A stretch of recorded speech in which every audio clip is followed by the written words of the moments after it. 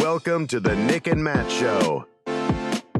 Bringing the player interviews you want to hear and the hot topics you want to discuss.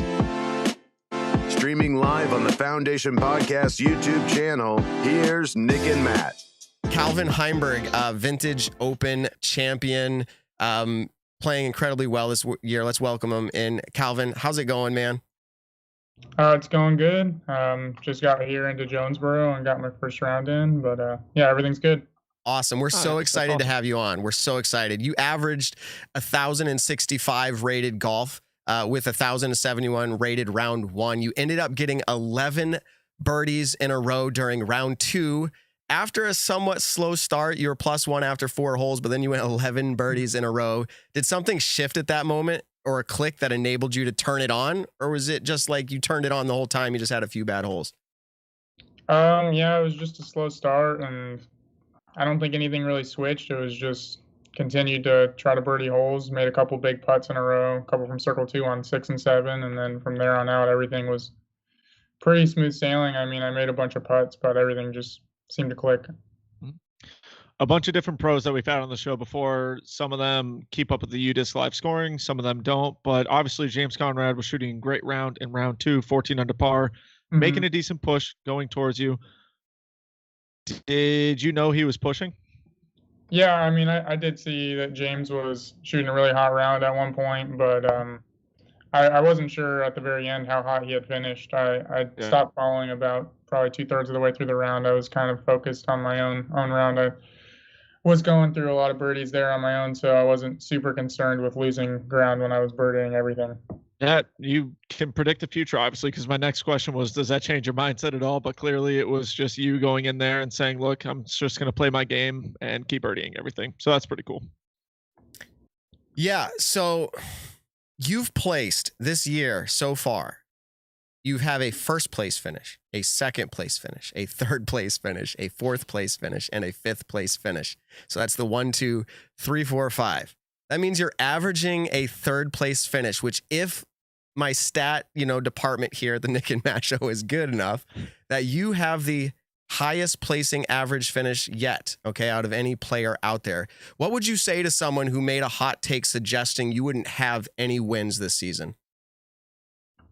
I mean, that's a pretty hot take. I mean, I've gotten 2 wins the past 2 seasons, so I don't see why I couldn't get any wins this year. It's hard to count vintage as like a big win to me, but it's kind of like a tier below Elite Series. But so I'm still pushing for like the first Elite Series win. But to say I wouldn't win anything this year would be a very hot take that I think you'd be dumb to put money on that. Oh man! So here's where that is. I'm throwing myself under the bus. Okay, Calvin. I'm raising my hand. This was me. This was me last week making a very, very, very, very foolish hot take. Very foolish. So, wow. Yes. Hot take. It was so hot. The chat blew up on me. It said, "What are you doing?" And then later in hindsight, I'm going, "What am I doing?" I'm researching all the stats. You're going to win from here on out. That's now my new prediction. That's my new hot take. That's another very hot take. I'm all in. So here's the deal. When I make my takes, it's literally my mindset is like Las Vegas. I'm like, all right, I'm making the hot take trying to cash big, but it was a very poor choice. So I'm so excited that you did win. Continuing the MPO parity. It's incredible this year. I don't know if we've ever seen a season like this ever. So are you generally satisfied with how you've been performing? Yeah, go ahead.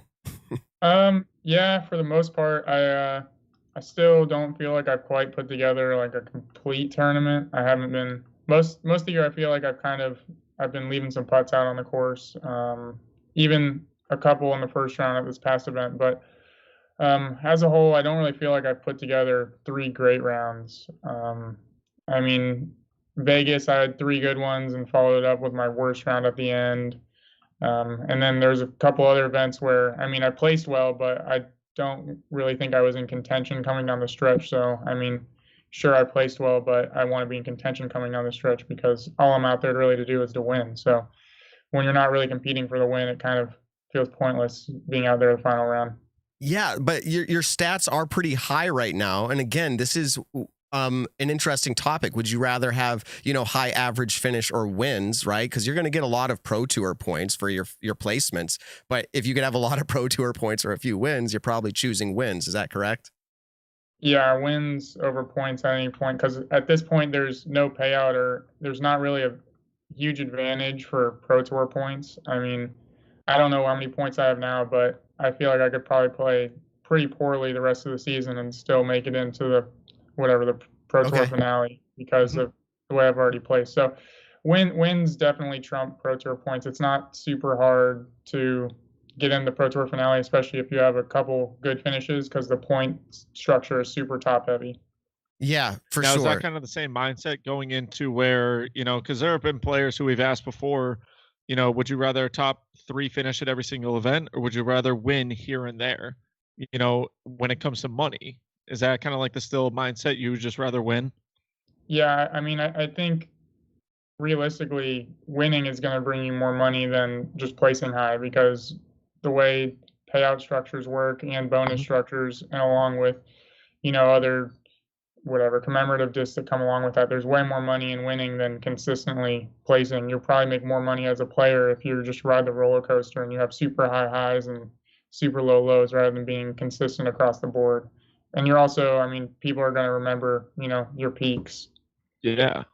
That's such a good point. Yeah, I think a lot of people kind of forget that, is that the incentives that all the top players have to where, say you win 3 Pro Tour events in a season, your bonus potentially is going up and up with each Pro Tour win, rather than just getting that consistent top 2, top 3 finish every single time.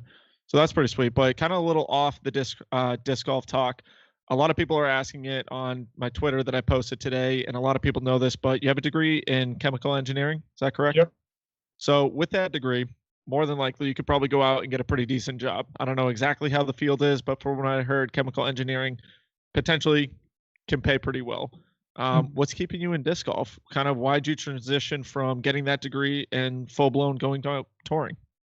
At first it was the last chance I'd have before entering a chemical engineering field or any kind of normal job. Once I entered that field, I probably wouldn't try disc golf. So once I graduated, really that was kind of the last chance. And I went for it, and it put me on the star team really without any wins or anything. And there's a decent amount of support that comes with that. And through performance the past couple of years, the incentives and basically what I'm getting paid by them has become a lot more lucrative. So nice. You've made the long-term commitment of this is what you want to do. Mm-hmm. Yeah. Nice. I would say I plan on doing this for probably the next 5, maybe 10 years. Well, I think 5 years is the reevaluate, see what's going on. And then, but I think physically it would be easy to play another 10 years. Very cool. Very cool.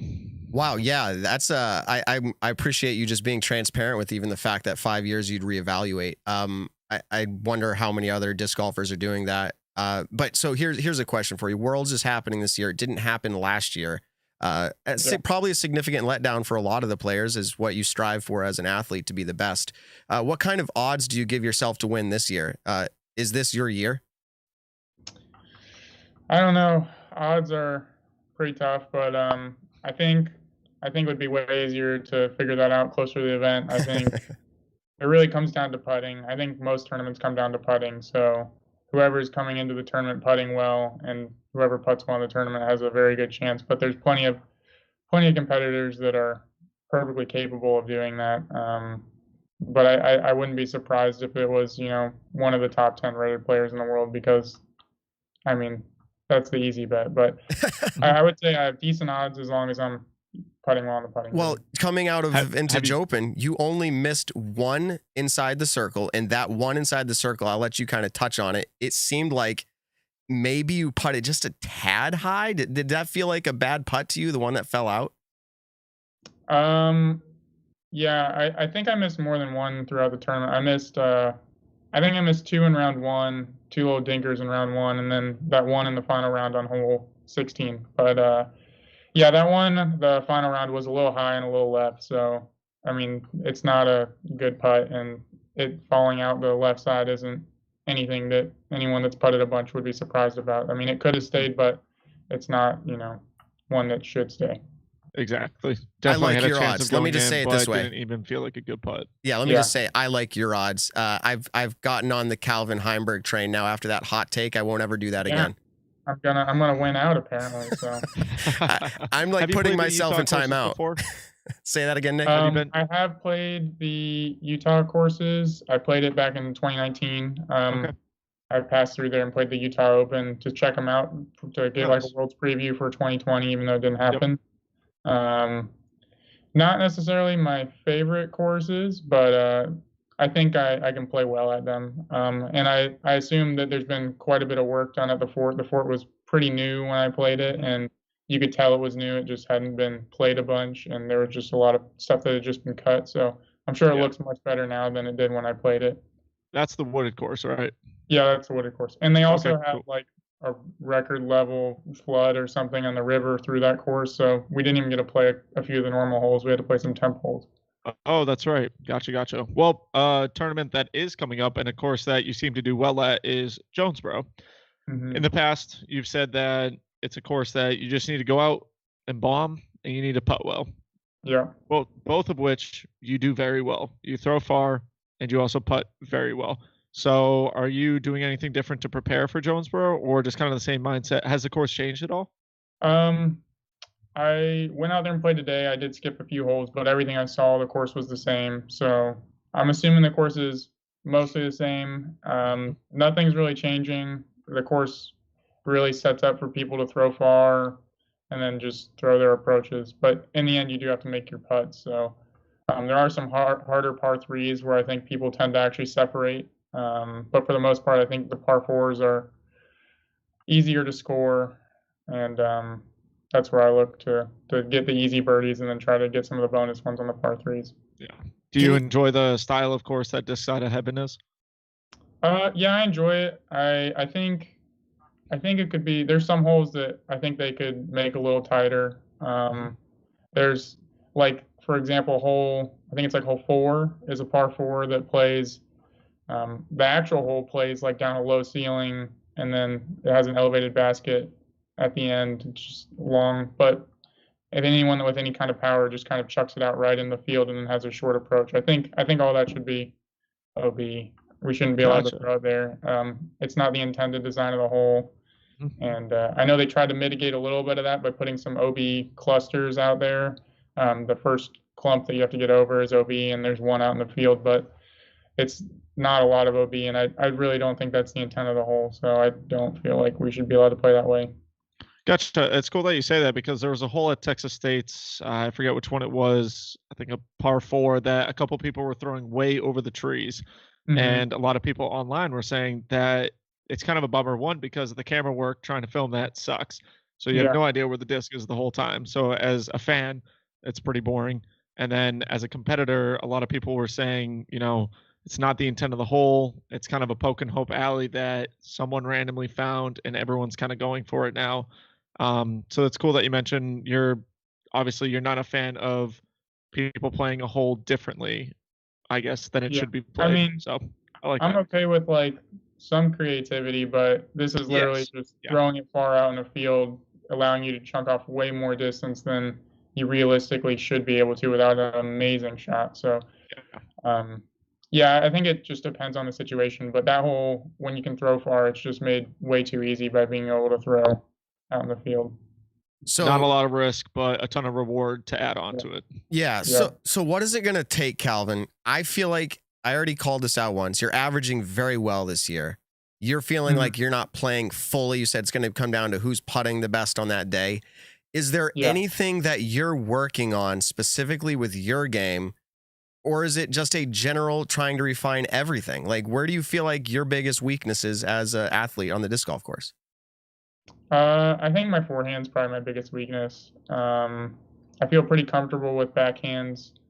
Forehands can be a little bit iffy, especially when it comes to throwing forehands with distance drivers.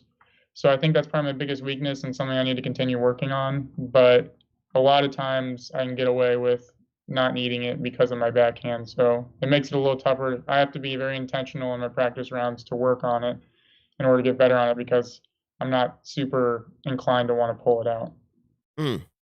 Yeah, I mean, when you say you know, you don't feel good about your forehand, I think to myself, you know, as an amateur disc golfer, well, you know, I'd like your forehand. And so, but like obviously at the top of the game where you are, you guys are really evaluating things and saying things at a level of knowing what it takes to win a professional disc golf tournament. And it seems to me is your mindset as a professional disc golfer to go out there and to try and birdie everything.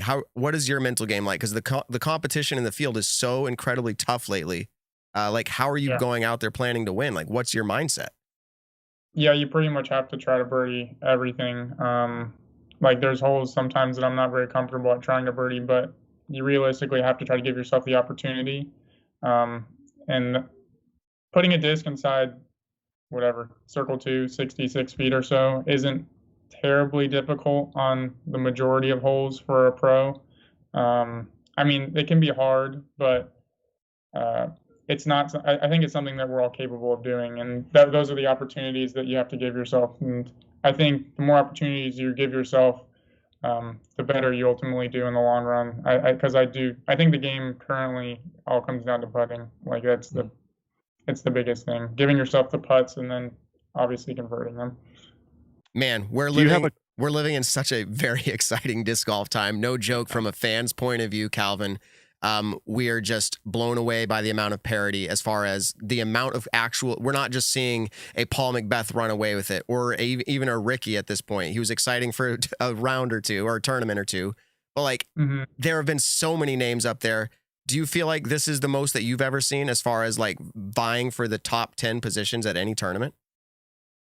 I think there was a lot of that last year. I think last year we had a bunch of different winners. No one won more than twice, at least when it came to Elite Series events. So I think we saw a lot of that last year, and I think that's continued into this year. No one's shown that they've, you know, truly elevated their game to some new elite level over the off season. I think it's definitely possible for someone to do that still. It's just very difficult. I mean, we have to see like Paul Macbeth that was rated 1060 something, you know, again, to see someone come out and win week in, week out. I'm still sticking with you, Calvin. You're doing it from here on out. Let's go. I'm placing my bets at Vegas now. There you go. Sweet. Do you have a specific tournament or a specific course that you enjoy going back to every single year? My favorite tournament and course is Maple Hill. So I love playing the MVP Open. I love that, and I love Beaver State. Unfortunately, I won't be able to go back to Beaver State this year. But those two are my favorites, Maple Hill being number one. That's like the bucket list win for me. Sweet. Oh, that's awesome. That's very cool to hear. That is very cool. I'm actually playing the AM side. I'm playing the MVP AM side this, I guess it would be this weekend. Yeah, this weekend it's happening. So I'll go out there and do it for Vinny. Sweet. There you go. If you so coming from someone who has a degree in a very good field, and then making the switch to compete in disc golf full time, do you have any advice for anyone up and coming who is potentially on the fence about making that decision?